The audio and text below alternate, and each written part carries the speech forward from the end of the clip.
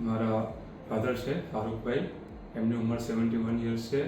એમને લગભગ 3-1 વર્ષથી ઘૂંટણમાં પેન હતું. અમે બીજા બધા ડૉક્ટર્સનો સંપર્ક કર્યો પણ કંઈ ફરક પડતો નહોતો.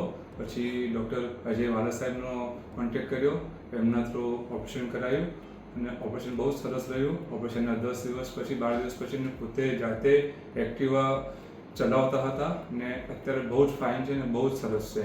જાતે એમને ચાલી શકે છે, દાદર ચડે છે અને વોકિંગ પણ કરે છે.